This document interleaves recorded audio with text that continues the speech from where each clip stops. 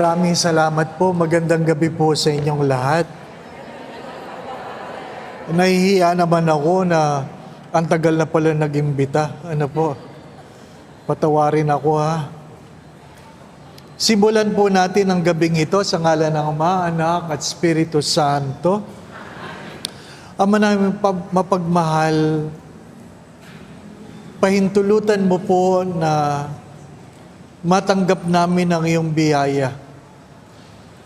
Buksan mo po ang aming mga puso at isipan.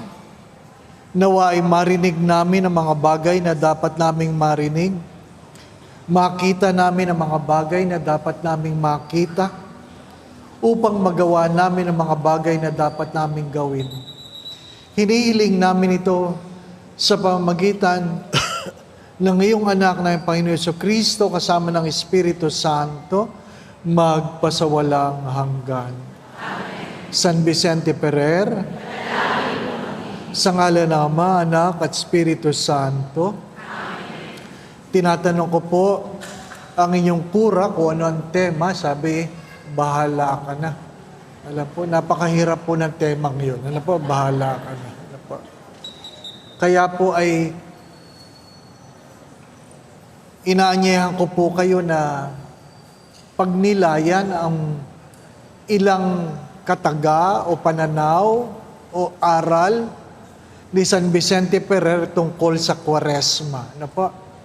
Hindi ko po alam ang konteksto ng ang inyong patron on the 14th century. Ano po? Pero sabi po niya, ang Kwaresma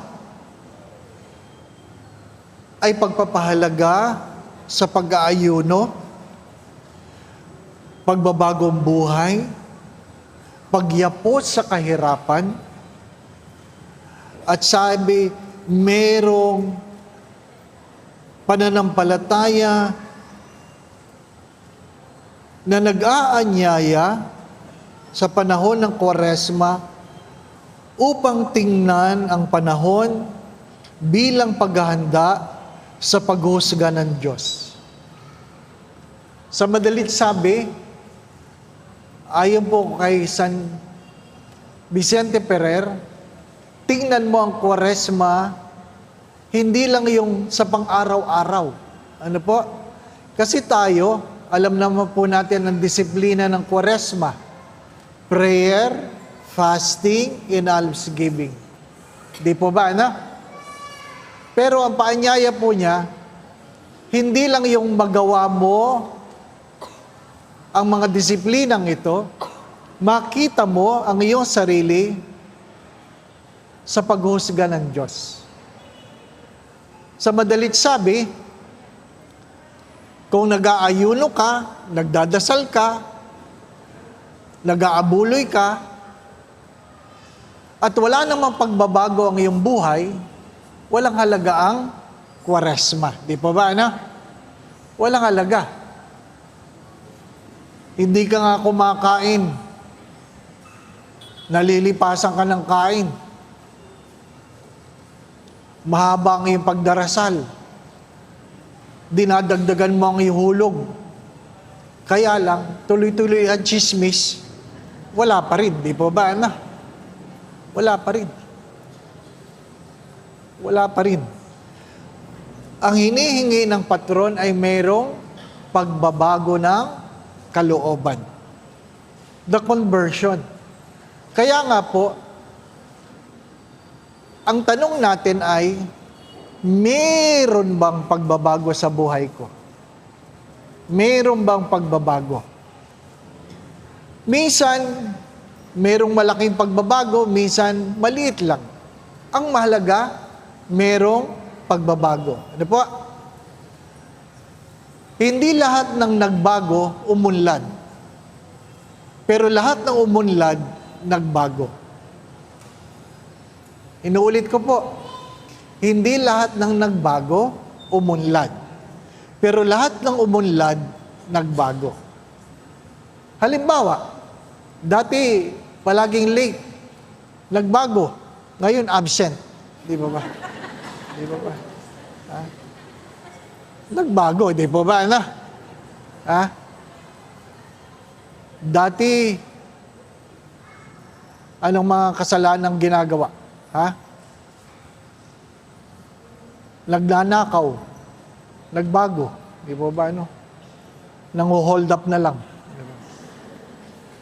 Maraming bagay na tayo ay nagbago, pero hindi naman umuunlad. Ang hamon po ng patron ay merong pagbabagong buhay. Narinig niyo po, that we may become a better person today than yesterday. Hindi kailangan Kwaresma yon. Hindi kailangan Kwaresma. Pero hari nawa sa panahon ng Kwaresma, nagiging masigasig tayo sa pagsusumikap na tayo ay magbago. Nakasanayan mo na magchismis. Di po ba, ano? Bagamat sa panahon ngayon, hindi na inaamin ng tao sila ay nagchichismisan. Wala nang umaamin na sila nagchichismisan o nagchichismisan na naman kayo. Di naman, Father. Ano ginagawa nyo? Sharing. Di ba, ano? Nag-sharing. Ha? Hindi sila nagchichismisan, sharing. Ano po? Pero, hari nawa, bago ka man lamang mamatay, kung 7 araw ka nagchichismis, hari nawa, bago ka mamatay, mga 3 araw na lang. Di ba ba, ano? Nabawasan man lamang ng 4 na araw. Di ba ba, ano?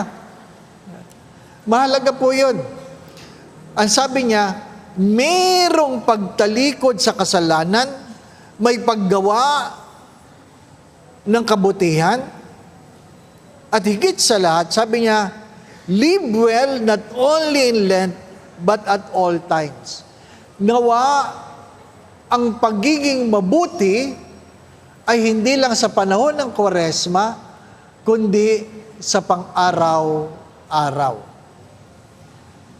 Kasi hinihikaya tayong magdasal ng Kwaresma, pero yung iba sa atin, pagkatapos ng Kwaresma, di na nagdadasal. Mahalaga na na-develop naging kaugalian. Palagi ko po ito sinasabi. Ang Kwaresma ay hindi lamang isang panahon sa isang taon, kundi hari nawa isang uri ng pamumuhay. Lent, hopefully, will become a way of life. Hindi lang Kwaresma. Hindi lang kayo nagbibigay ng Kwaresma. Hari nawa, maging isang pagkatao ang pagiging mapagbigay. Hari nawa, yung pag-aayuno, hindi lang Kwaresma. Pang-araw-araw. Sabi ko nga po, pag kayo ay tumaba ng Pasko, naintindihan ko. Talagang maraming tumataba pag Pasko, di po ba, ano? Pero pag tumaba kayo ng Kwaresma, may problema kayo. Opo. Kasi dapat nag-aayuno kayo ng Kwaresma, tumaba kayo. Di ba? Dapat, pag panahon ng Kwaresma, kung hindi man nababawasan ng timbang, hindi ka bumibigat. Panahon ng pagtitimpi. Kung ikaw ay namimili ng bagong damit ng Pasko, maintindihan ko. Pero kung sa Kwaresma ka namimili ng bagong damit, may problema tayo. Hindi mo naintindihan ang ibig sabihin ng pag-aayuno. Merong pagbitaw.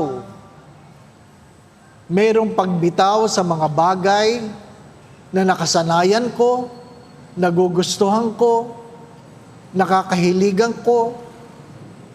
Kaya nga, yung iba na mahilig sa chocolate, pag Kwaresma, hindi kumakain ng chocolate. Iniipon muna. Iniipon muna.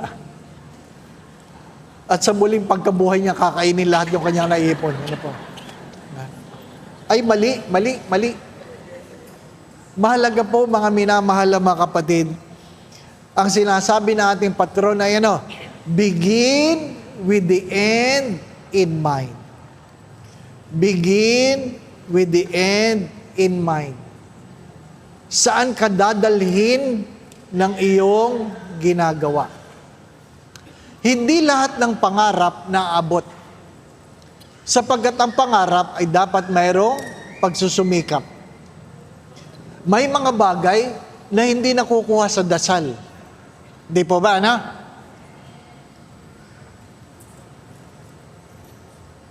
Yung iba hanggang ngayon walang trabaho. Bakit? Dasal lang nagdasal. Lord, sana makapagtrabaho na ako. Dasal ng dasal. Ano po? Hanggang ngayon walang trabaho. Bakit?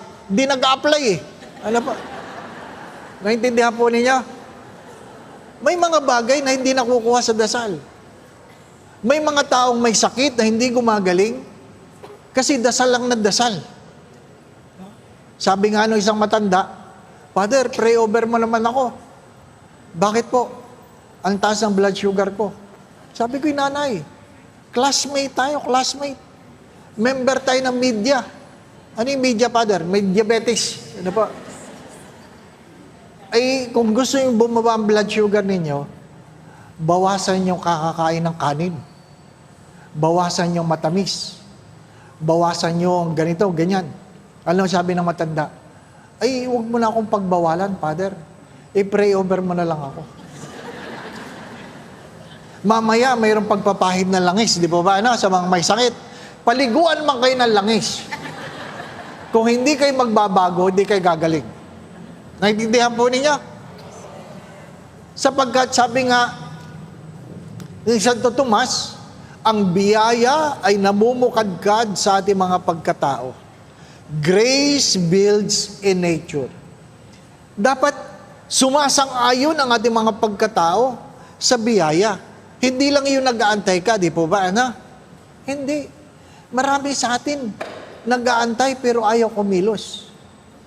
Ang ating patron, si San Vicente Ferrer, ay sabi niya, tingnan mo ang iyong bukas at gawin mo ang lahat para maabot ang iyong pangarap. Ang pangarap na walang pagkilos ay hindi pwedeng tawaging pangarap. Ang tawag po doon ay panaginip. Naintindihan po ninyo? Sapagkat ang nananaginip, hindi lang naman tulog. Yung iba, gising. Nakatulala. Nananaginip. Ayaw kumilos. Mahalaga po, ayon sa ating patron, mabuhay ka ng maayos, hindi lamang sa panahon ng Kwaresma, not only in Lent, but at all times. Sa araw-araw. Bakit? May mga bagay na naaabot sa dahan-dahang pagkilos. Yung mga Bisaya, meron silang kasabihan ng tao, sabi nila, hinay-hinay, basta kanunay. Ano po? Meron po bang mga Bisaya dito? Cebuano, di ba? Tama po, ano? Hinay-hinay, basta kanunay. Dahan-dahan. Pero kung yan ay dahan-dahan at paulit-ulit mong ginagawa, magiging kaugalian. Magiging kaugalian. Hindi naman, pag may ginusto kang maganda, magagawa mo kagad. Hindi. Dahan-dahan. Di po ba, no? Dahan-dahan. Yung iba sa inyo, gusto pagising maganda agad. Hindi. Yung iba, talagang gumawa ng paraan para sila ay gumanda. Naintindihan po ninyo? Sabi nga, kung pinanganak kang pangit, di mo kasalanan. Pero pag namatay kang pangit, kasalanan mo. Bakit? Wala kang ginawa. Naintindihan po ninyo? Kung pinanganak kang makasalanan, wala kang magagawa. Pero kung namatay kang makasalanan, kasalanan mo yon. Wala kang ginawa. Mananabi ako. Kung pinanganak kang mahirap, hindi mo kasalanan. Pero kung namatay kang mahirap, kasalanan mo. Sapagkat, ang kailangan natin ay magsumikap. Di po ba, na? Yung panahon ni Daily at Atay-Atayan, naalala ninyo? Ha? Ano palagi sabi? Magsumikap ka. Di ba, ano ba? Mahalaga yun. Magsumikap. Dahan-dahan. Hinay-hinay. Di po ba? Ang simbahan po bang ito, ganito kagad kaganda? Hindi. Dahan-dahan. Di po ba, ano? Kung alam nyo lang ang problema ng kura paroko, na sabi ko kanina, minsan natutulala ka. Paano ko kaya babayaran ito? Di po ba, ano? Oh, kayo, uuwi kayo, sisimba kayo. Sasabihin nyo, ay, may pundi, oh. Si Father, hindi. Paano ko kaya babayaran ito? Pinagdadaanan namin yon at pinagsusumikapan namin. Kumakapal ang mukha namin, kahingi. Di po ba, na? Ganun talaga ang buhay. Kung wala kang pangarap, wala kang maabot. Pero kung ikaw ay nangangarap, dapat magsumikap ka. Ang kabanalan ay hindi nakukuha sa dasal. Merong pagsusumikap. Merong pagsusumikap. Noong ako po'y batang pari, na-assign po ako sa mahirap na parokya. At tinatanong ko sa matandang Monsenyor, sabi ko, paano ba maiaahon ng parokyang ito sa hirap? Ang dami ng paring dumaan dito. Umalis na lang. Na hindi man lang naiahon ang parokyang ito sa kahirapan. Hanggang ngayon nakabaon sa utang. Ang sagot ng Monsenyor, sabi niya, ilakad mo ng paluhod yan sa Quiapo. Sabi ko, kailangan ko ilakad. Sabi ko, pambihira naman. Eh kasi kung nagawa mo na lahat, walang nangyayari, baka kailangan mo magsakripisyo. Ay di ako pinagpunta sa Quiapo. Tiningnan ko, tumayo ako sa likod ng simbahan. Tinansya ko, sabi ko, kaya ko ito. Lalakarin paluhod. Nakikita ko yung matatanda, lumalakad ng paluhod, mabilis lang eh. Sabi ko, kaya ko ito. Ano po? Pagluhod kong ganyan, may nakakilala. Father, nako, kahiyaan na ito kasi may nakakilala, hindi po ba, no? Yun ang nakakainis. May nakakilala pa. Ano po yun? Lalakad kayo ng paluhod? Opo. Ha? Ano po ang inyong intention? Para sa aking mga parokyano. Sabi ko, buti pa kayo, Father. Pinagdadasal niyo yung mga parokyano niyo. Isama niyo naman ako. Sabi ko, sumakay ka pa. Batang pari ako noon eh. Saksakan ng kayabangan. Di ba ba, no? Sumakay ka pa. Ay, di nagsimula na ako. Abay, ang sakit. Masakit sa tuhod. Masakit sa hita. Masakit sa puwet. Masakit sa bewang. Masakit sa likod. Lahat masakit. Ay, may nakakilala. Pag hindi ko ito tinapos, machichismis. Si Father di nakatapos. Di ba, ano? Ay, matalino ang Diyos. Matalino ang Diyos. Ha? Hindi nakatapos ang pari. Ay, nako. Alam nyo, patawarin ako. Hirap na hirap ako. Ay, kalahati pa lang. Tinitingnan ko yung altar, malayo pa. Sabi ko talaga, Lord, talagang parang hindi ko kakayanin ito. Lord, kalimutan mo na lahat na aking hinihingi. Kalimutan mo na. Patapusin mo lang ako. Alam niyo, talagang hirap na hirap ako. Nangangapit ako dyan sa mga silyang yan. Nangangapit ako. Pagdating dito sa harapan, tinatansya ko kung aabot ako dito eh. Ano po? Lord, sana naman, pag natapos ko ito, makatayo pa ako, di ba, no? Kasi pwedeng nakatapos, dinala sa hospital. Di ba? Oh, Ay di, nakatapos akong ganyan. May kneeler. Ano po, alam mo niya naman sa Quiapo, may luhuran. Umubo ako doon, umubo. Ang tagal ko. Ano po, basang-basa. Akala ng mga tao, umiyak ako. Hindi po, puro pawis. Puro pawis. Ha? Tapos, dahan-dahan akong tumayo. Nagpatumba ako para makaupo sa unang upuan. Ha? Ay di hanggang pinagtatawanan ko ang sarili ko, di po ba, no? Natatawa ang Diyos. Pero, malaking pero, ayan o, nabayaran ko ang utang ng parokya, napagawa ko ang simbahan, ano po, nakapag-iwan ako ng 1.2 million sa 2 taon at kalahati. Di ba? Kaya yung sumunod sa akin, ang hirap naman dito, sabi, ilakad mo sa Quiapo. Sabi niya, ayoko. Ano ibig ko sabihin?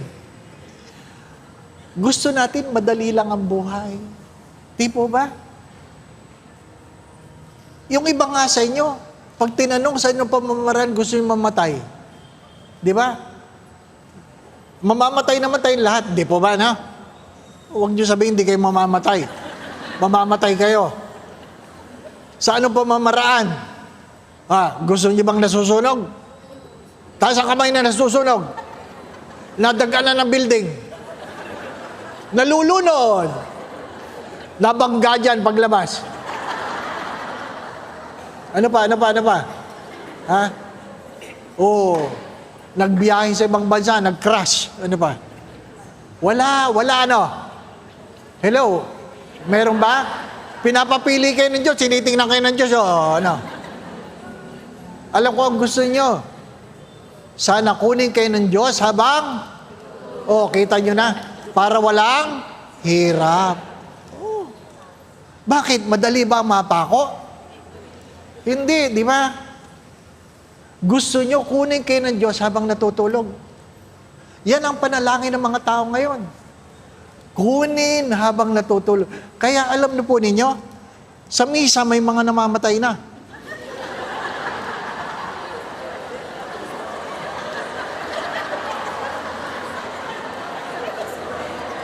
Alam niyo na kung bakit. Natutulog eh. Bakit? Lahat ba ng nagsisimba natutulog? Nakikinig, iba natutulog. Unang pagbasa, unang pagtulog. Ikalawang pagbasa, pangalawang pagtulog. Di ba ba, no? Humiliya, mahaba-habang pagtulog. Kinuha na ni Lord. Gusto nyo kasi kunin kayo habang natutulog, di ba ba, no? Ayaw nating maghirap. Bakit, Father? Yung magnanakaw na katabi ni Kristo, sinabi lang naman niya sa Diyos, alalahanin mo ako pagdating mo sa iyong paraiso. Di ba? Nakapasok agad. Nagsimba ba yun, Father? Hindi. Umatin ba yun ng prex? Hindi. Nag-BEC ba yun? Hindi. Member ba yun ng Lourdes? Hindi. Lay minister ba yun? Hindi. Magnanakaw yun. Isipin mo, sinabi lang niya, alalahanin mo ako pagdating mo sa iyong paraiso. Bakit ganun, Father? Di sana pag ako'y mamamatay na, sasabihin ko rin, Lord, remember me. Di ba na? Pwede yun. Pero wag niyong kakalimutan, nakapako yun. Kung gusto niyo ng ganon, habang kayo mamamatay, papasok agad kayo, magpapako kayo. Naintindihan po ninyo? Gusto natin madali. Gusto natin magaan. Gusto natin pag yumaman, mabilis lang. Gusto natin pag nag-aral, tapos agad. Di ba? Nung pandemic, sino ba gumagawa ng assignment ng anak? Kita nyo na kayo. Di ba ba, no? Kayo. Kaya kayo mga teacher, gulat na gulat. Biglang tumalino ang mga estudyante nila. Ang tataas ng grade. Ngayon, tapos na ang pandemic, yung ibang magulang, sila pa rin ang gumagawa ng assignment na anak.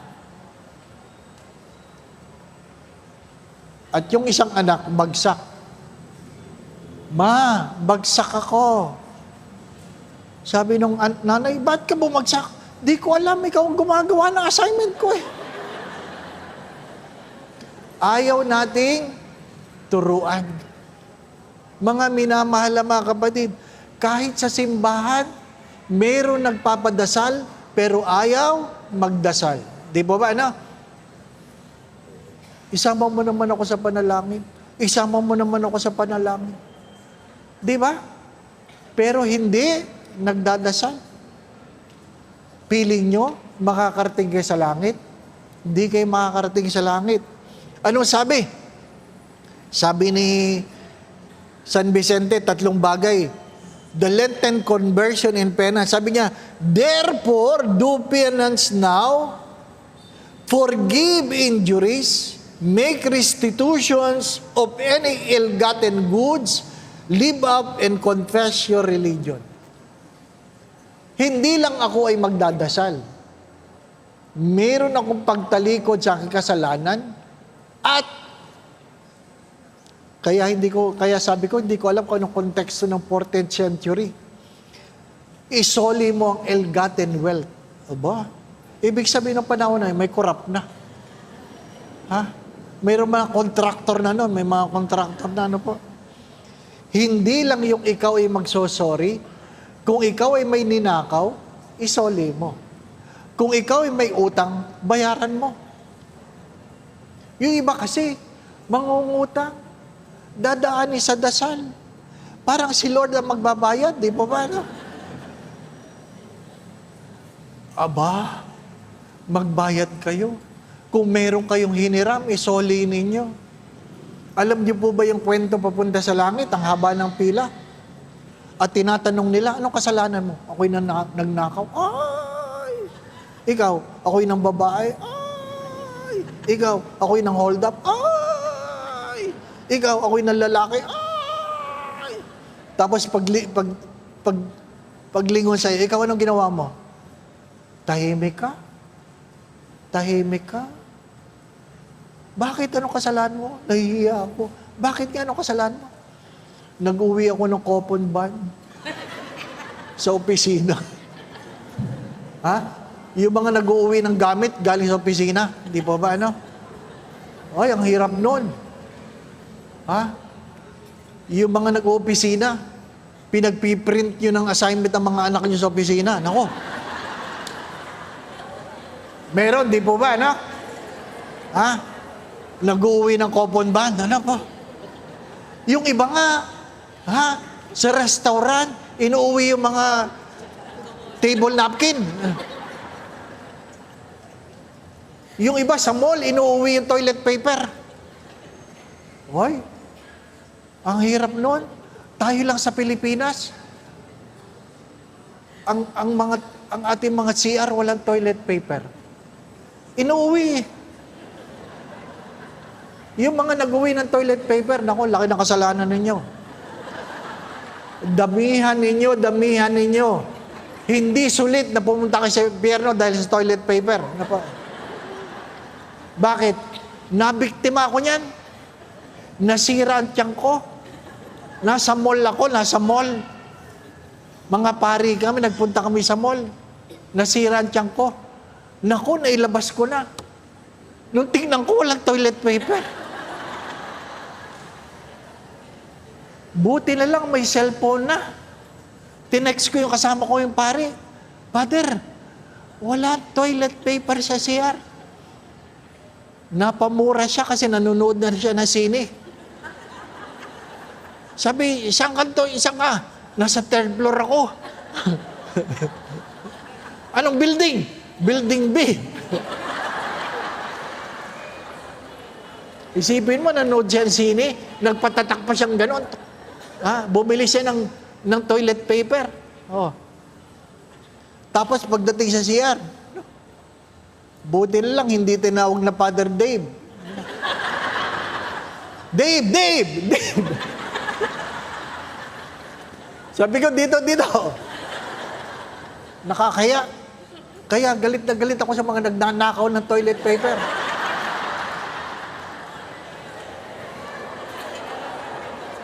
Oo. May mga pupunta sa impyerno dahil nagnakaw ng toilet paper. Di ba? May CR dyan nakalagay, di ba, magabuloy? Hello? Di ba yung CR ninyo nakalagay magabuloy? Yung mga gumagamit dyan na hindi nag-aabuloy, mag-ingat kayo. Ay, nako. Simpleng bagay. Alam po ninyo, feeling natin, pupunta tayo sa impyerno dahil tayo nagnakaw, ng babae, nakiapid, hindi nagsimba, nagsinungaling. Alam po ninyo, marami sa atin ang pupunta sa impyerno dahil sa maliliit na kasalanan na naipon natin. Aba, naintindihan po ninyo ako? Huwag kayong tawa ng tawa. Ano pa? Ha? Dapat merong pagtalikod, merong pangungumpisal. Yung iba, simba na simba, hindi nangungumpisal. Yung nangungumpisal naman, kasalanan ng iba, kinukumpisal. Oo.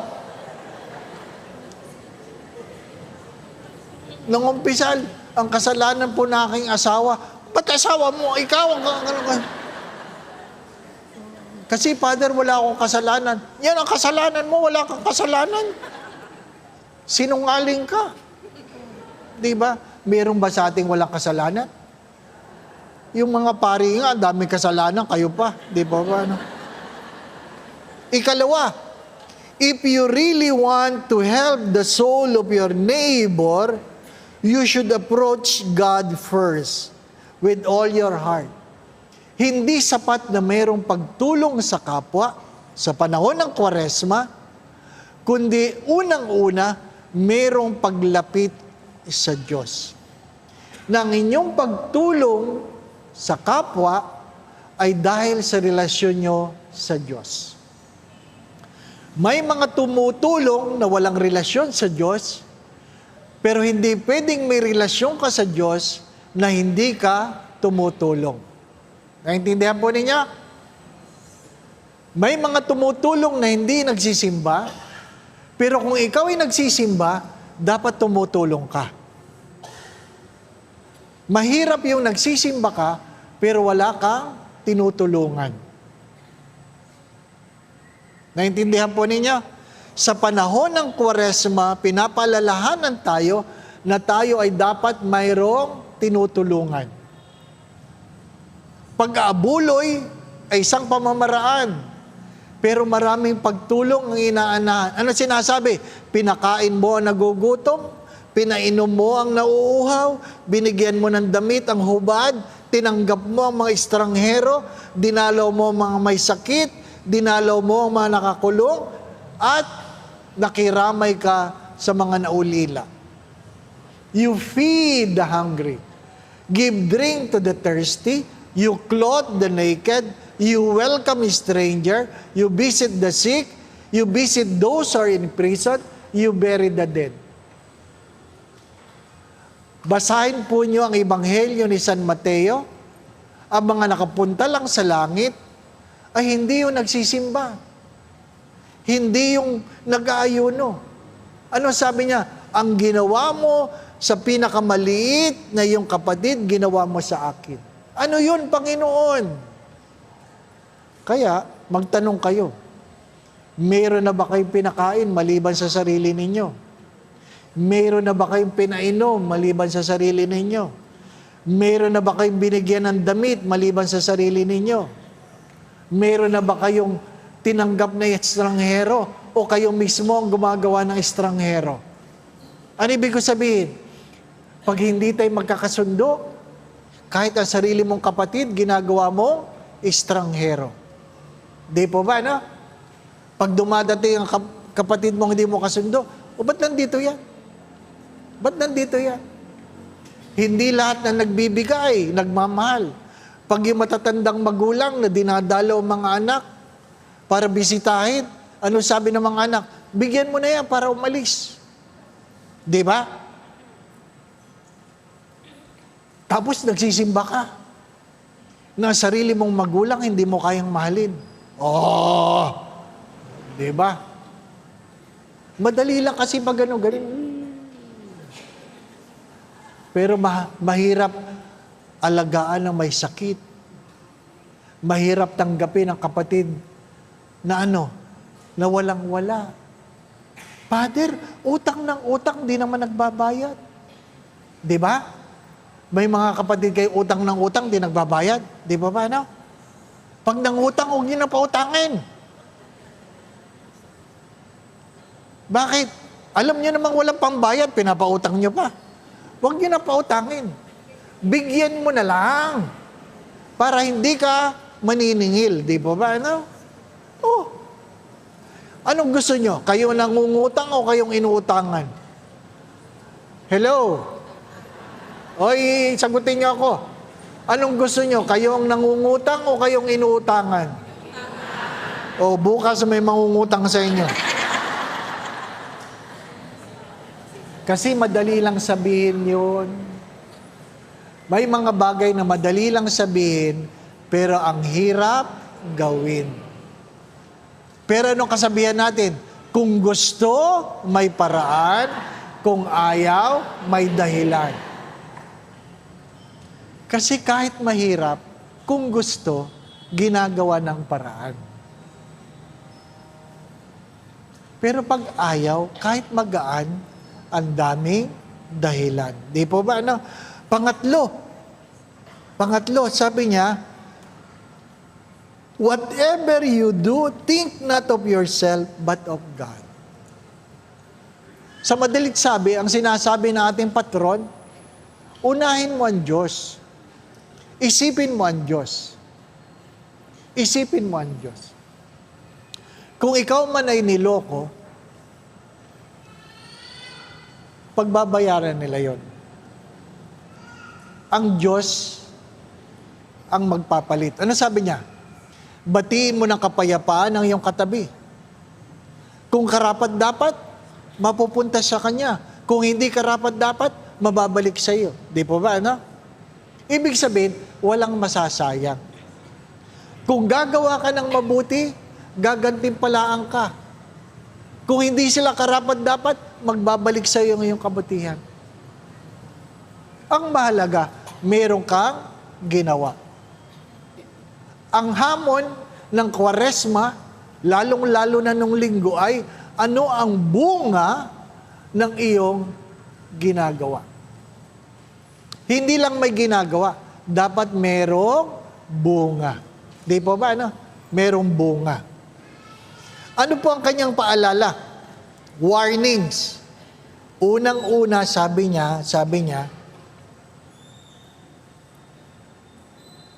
marami sa atin na kung kailan may pagkakataon, saka natatakot.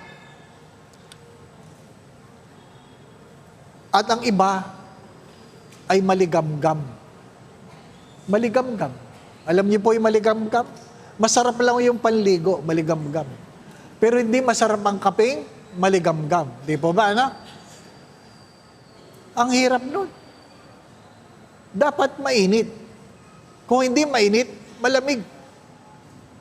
Ang pinakaayaw ng Diyos ay maligamgam. Maligamgam sa buhay pananampalataya. Mga minamahal na mga kapatid, ano po ang sakit ng maraming nagsisimba? Kahit saan, magsabi kayo. Ang sakit ng maraming nagsisimba, magaling magkomentaryo, pero ayaw kumilos. Marami sa atin yan. Magaling magkomentaryo, pero ayaw kumilos. Yung nagbabasa, pinupuna. Ano ba naman yan nagbabasang yan? Ang arte. Mali naman ang sinasabi. Dami sinasabing gano'n, di ba ba? No? Pero pag sinabi mong, ikaw nga ate, mag-lector ka, huwag ako. Di ba? Ano ba naman yung ating lay minister, ang bagal? Kasi matatanda na, di ba no? Dito po matatanda na. Hindi naman oh. Pero pag sila sinabi mo mag-lay minister, ayaw. Di ba?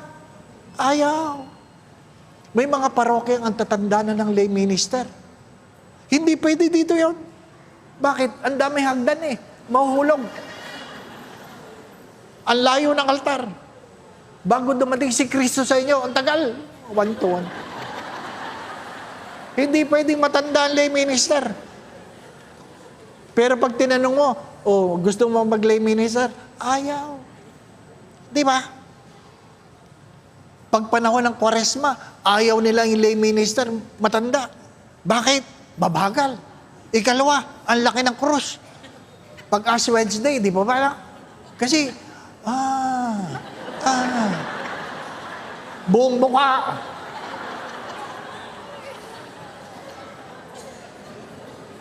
Sa komunyon, ang tagal. Katawan ni Kristo. Di ba, no? Ay gusto mo ba sa bibig? Ay di lalong ang hirap.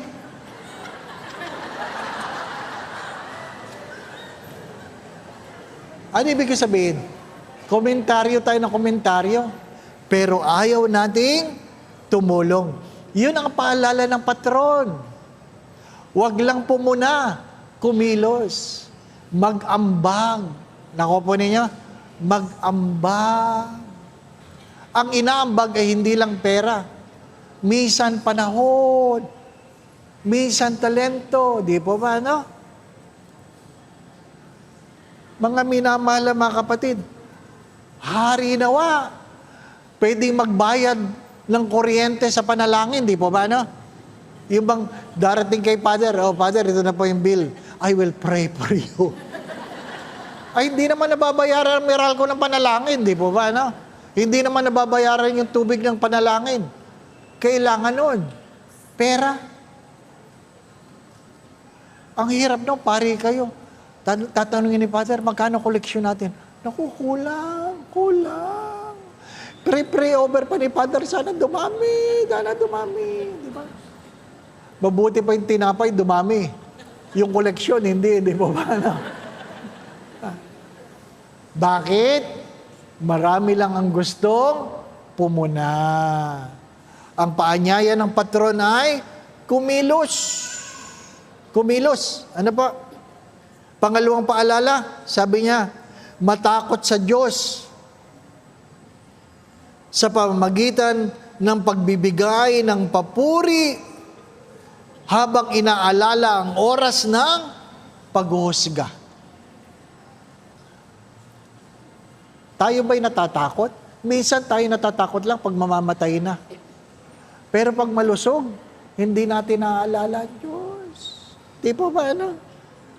Hindi natin naaalala ang Diyos. Patawarin niyo ako. Sana hindi naman ganun dito. Ano po? Alam niyo, sana patawarin niyo ako. Mananabi ako. May mga simbahan, yung mga naglilingkod, sila ang mga chismosa.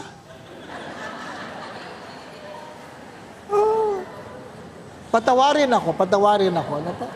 Mananabi ako. May nakikinig sa atin, ano? Naka-online tayo, di ba ba? Oo, totoo yan. Kung sino pa yung nangalilingkod sa simbahan, yung pa mga chismosa. Ha? May sumasagot, ba? Ha? Kawawa si Father. At alam niyo ang sikreto para mabilis kumalat? Ano sinasabi? Atin-atin lang. Di ba, ano? Atin-atin lang. Yan. Ay, nako. Pinakain ako ng bibingka kanina. Ang taas ng blood sugar ko, 245. Masarap na bibingka eh. Sino ba yun ang pagkain sa akin?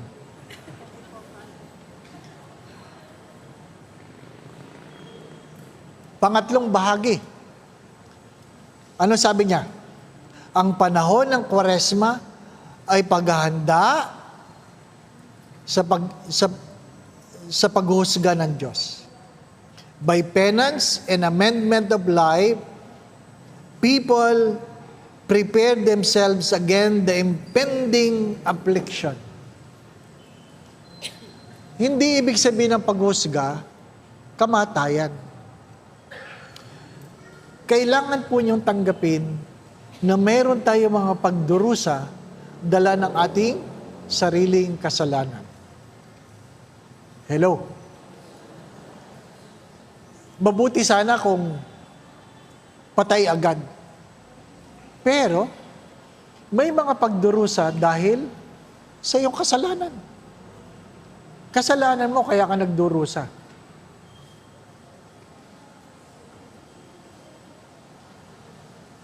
Minsan, hindi yung kung kaagad mo ginawa ang kasalanan, magdudusa ka. Hindi. Minsan, makakalipas mo na.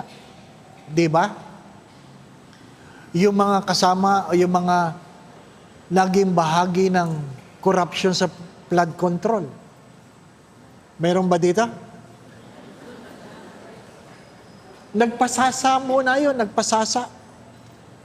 Nakinabang muna yun, di po ba na? At iniisip nila, hindi darating ang araw ng paghusga. At biglang dumating. At sasabihin nila, ayaw ko makulong, kawawa naman ang pamilya ko. Ay, pero nung ikaw ay nagpapasasa, inisip mo ba yun? Hindi mo inisip. Kasi pag tayo ay nag-i-enjoy, nakakalimutan natin na merong paghusga.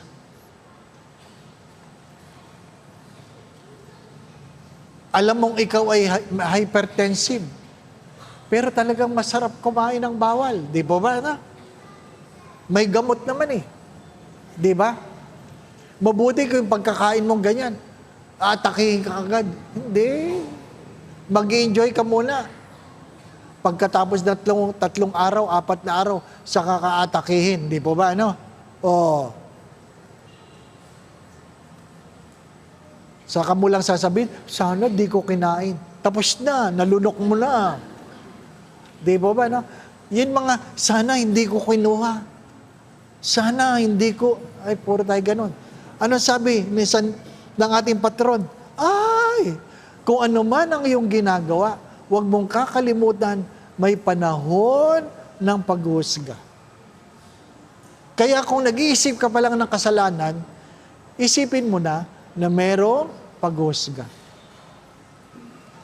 Hindi kamatayan yan. Hello? Hindi yung impyerno. Hindi. Dito pa lang sa lupa, meron na paghusga. Pero pag pinag-usapan ng paghusga, hindi naman yung pangit. Kung gumawa ka ng mabuti, meron ka ring paghusga. Anong paghusga mo? Pagpapalain ka. Sa madalit sabi, kung ano ang iyong ginagawa, merong kapalit. Mamili ka. Kasalanan na iyong pagdudusahan, kabutihan na ikaw ay pagpapalain. Hindi pwedeng walang ginagawa. Hindi pwedeng walang ginagawa. Nakuha ninyo? Kaya nga, sa panahon ng Kwaresma, kung wala kang maisip na gawin, ano sabi? Mag-ayuno ka. Di po ba, ano? Ha? Manalangin ka, mag-abuloy ka. Kasi kung ikaw ay walang maisip na ginagawa, at least ang simbahan, ang Panginoon ay nagpaalala, may 3 bagay ka na pwedeng gawin. Pero hindi ka nalilimita sa 3 bagay na yon. Napakaraming pwedeng gawin. Magpakain ka na nagugutom, inuulit ko, painumin mo na uuuhaw, tanggapin mo mga estranghero. Ano ibig sabihin? Sabi nga ni Santa Teresita ng Lisieux, sabi niya, yung ikaw ay ngumiti sa mga taong iyong nakakasalubong. Malaking bagay yon.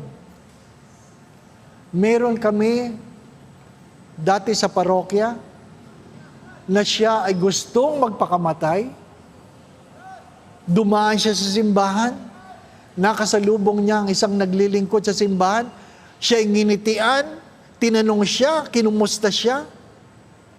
at nabago ang kanyang plano na magpakamatay.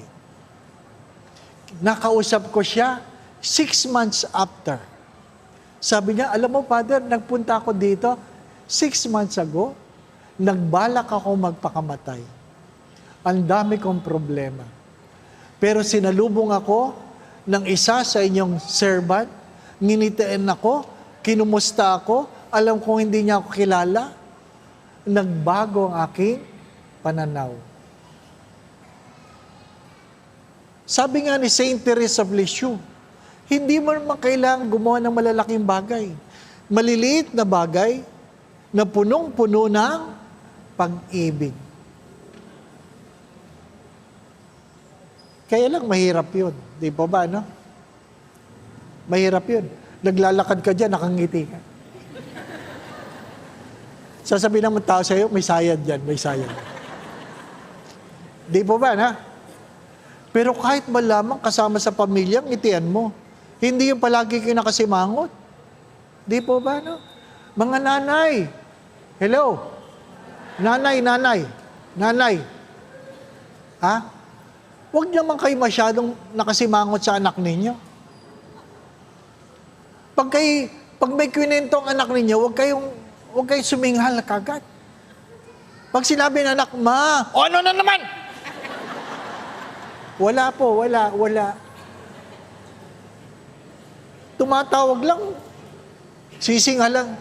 Alam, ngumiti naman kayo, di ba? O anak, di ba? Kasi tayo natatakot tayo eh. Pag sinabihan tayo, Ma, may sasabihin ako pero huwag kang magagalit. At talagang magagalit na kayo noon, di ba ba? Ano? Alam nyo, ikagagalit nyo yun eh, di ba ba? Ano? Di ba? Pero huwag nyo naman sigawan, di ba ba? Ano? Ha? Ano na naman? Wala lang. Di ba?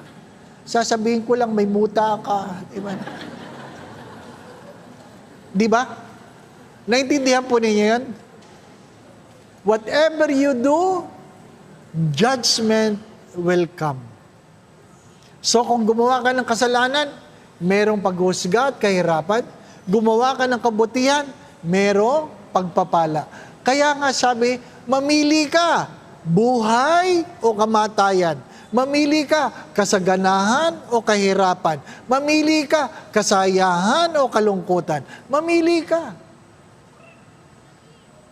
Ang iyong bukas ay depende sa iyong mga pagpili ngayon.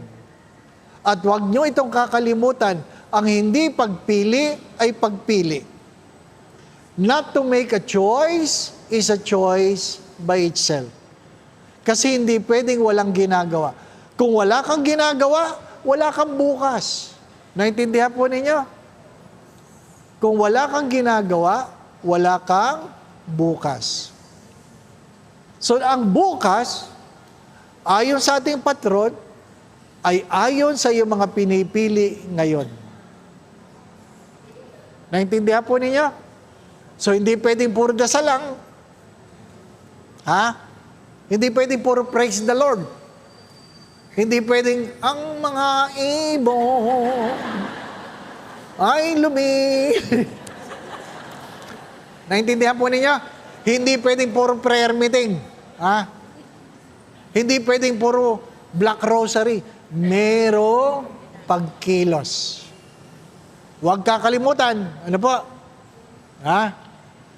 Pag gumawa ka ng mabuti, merong pagpapala.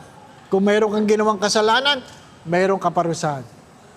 Nasa iyo ang iyong bukas. 8:00 na. Meron pang pagpapahid ng langis. Ha?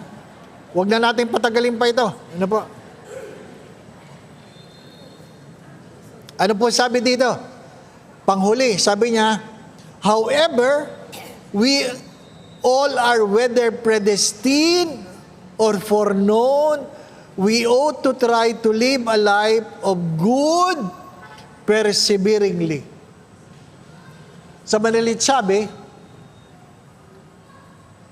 may mga pagpapala na hindi agad-agad binibigay. Pero hindi yan ang dahilan para hindi ka magpatuloy. Naintindihan po ninyo? Sapagkat ang kasabihan, you can never eat the fruit of the tree whose seed you just planted today. Naintindihan po ninyo? Baka ganun kayo ng ganun, hindi nyo naintindihan. Kahit kailan, hindi nyo makakain ang bunga ng isang puno kung saan katatanim nyo lang. So, you have to persevere. Pag naitanim mo, babantayan mo, abunuhan mo, alagaan mo, pero alam mo, darating ang araw, mamumunga din yan. At least, nagtanim ka. Sapagkat ang kasabihan, kung anong iyong tinanim, yan ang iyong aanihin. Kaya pag wala kang tinanim at ikaw ay umani, ang tawag sa iyo ay magnanakaw. Inuulit ko, pag ikaw ay walang tinanim, pero ikaw ay may inaani, ang tawag sa iyo ay magnanakaw. Hindi pwedeng walang itinatanim. Lahat ng santo ay mayroong tinanim. Ang iba sa kanila ay naghirap, dahil sadyang may mga pagpapala na hindi agad-agad dumarating. Meron sa atin mga magulang na kung kailan na kayo naging lola, sa kanyo lang nakita ang inyong mga tinanim noon. At least nakita nyo, di po ba, no? Pero wag niyong kakalimutan yun. Maliwanag po ba itong mga sinasabi ko? Ang Kwaresma, ayon sa ating patron, ay hindi naiiwan lamang sa mga disiplina ng Kwaresma, kundi sana tinitingnan mo ang iyong kinabukasan, lalong-lalo na sa panahon ng paghusga ng Diyos. Maiksi lang ang buhay. Maiksi lang. May mga bagay na nakakainis, may mga bagay na nakakatakot, may mga bagay na, sabi nga, magdudulot ng alala. Pero, alam natin, hindi nagpapabaya ang Diyos. Ang pag-asa na mula sa Diyos ay kahit kailan hindi tayo bibiguin. Hope does not disappoint. Hindi tayo bibiguin. Kaya anuman ang iyong panalangin, tuloy mo lang. Ano sabi nila? Marami ang nabigo dahil nung malapit na nilang matanggap, saka sila tumigil. Marami ang nabigo kasi kung kailan nila matatanggap na, saka sila tumigil. Hindi. Hindi sinungaling ang Diyos. Ang Diyos ay tapat. Naintindihan po ninyo? Ang Diyos ay tapat. Ang mahalaga, hinay-hinay, basta kanunay. Be persevering. Ituloy mo lang. Ituloy mo lang. Pagtatawanan ko ba ang sarili ko kung hindi ko tinapos ang paglakad ng paluhod? Hindi. Nagdulot ng malaking aral sa akin yun. Ako po ninyo. Di ba? Matalino ang Diyos. Kumuha siya ng nakakilala. Di ba, no? Para at least nakakahiya. Di po ba, no? Maganda yun. Maganda yun. Di po ba, no? Mahirap yung may pera ka naman, tapos tawad ka ng tawad dyan sa palengke. Kaya pa, oy, sister, ay! Hindi ka natatawad kasi nakakahiya na, di ba ba na? Minsan, ginagawa ng Diyos yun. Meron po bang tanong? Hello? Walang tanong. Father, walang tanong. Itutuloy po natin sa pagpapahid ng langis. Ano po? Ngayon, Inaanyayahan ko kayo na habang kayo'y nakapila sa pagpapahid ng langis, manalig kayo. Manalig kayo na matatanggap ninyo ang inyong hinihingi. Sapagkat hindi binibigo ng Diyos ang mga nananalig sa Kanya. Pahintulutan yung kayo'y aking ipagdasal. Ano po? Tulungan kayo sa inyong mga panalangin. Sa ngalan ng Ama, Anak, at Espiritu Santo, Ama naming mapagmahal, kilala mo po ang bawat isa na naririto. Ikaw ang nagbigay ng buhay, ikaw ang nagtaguyod. Alam mo ang kailang mga pagtawa at pagluha, kahinaan at kalakasan, kabiguan at tagumpay. Batid mo, Panginoon, ang kailang mga panalangin. Batid mo, Panginoon, ang kailang mga pagdulog. Alam mo ang kailang mga pangarap, hindi lang para sa kailang mga sarili, kundi para sa kailang mga mahal sa buhay. Panginoon, hipuin mo po ang bawat isa. Kahabagan mo, Panginoon. Ano man ang kailang mga karamdaman, sa isang salita mo lamang ay gagaling sila. Pero Panginoon, idinudulog ko rin ang kailang mga pamilya saan man naroroon. Kung ano man ang kailang mga pinagdadaanan ngayon sa buhay, alisin mo ang kailang mga pagkatakot at pangamba. Dagdagan mo po ang kailang pananalig at pananampalataya sa iyo. Nawa po ang kailang mga pamilya, ipagharian mo ng pagmamahalan, pagkakaisa, pagkakasundo-sundo, kapayapaan, kasayahan, puspos ng pag-ibig at kasaganahan.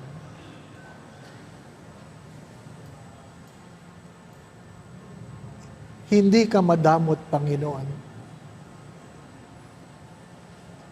Nawa po ay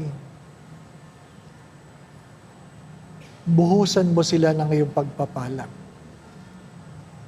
Dagdagan mo po ang biyaya na nararapat para sa kanila. Dagdagan mo po ang kailang mga tawanan. Dagdagan mo po ang kailang mga kalusugan. Dagdagan mo po ang kailang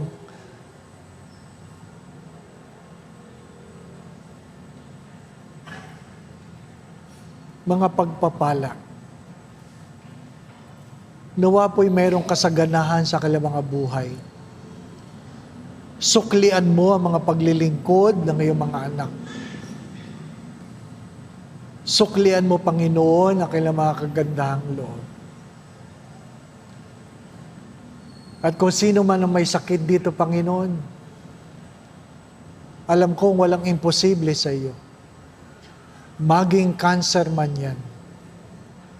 Panginoon, pagalingin mo po sila. Kayo na po magkaloob, Panginoon, sa kanilang mga pagdulog, sa tulong at panalangin mga banal, lalong-lalo na ng mahal na Birhen, kay din ni San Jose, ang tapat niyang esposo, ang aming patron San Vicente Ferrer, pagpalain mo po ang bawat isa, sa ngalan ng Ama, at ng Anak, at ng Espiritu Santo. Pagpalain po kayo ng Diyos, maraming salamat po.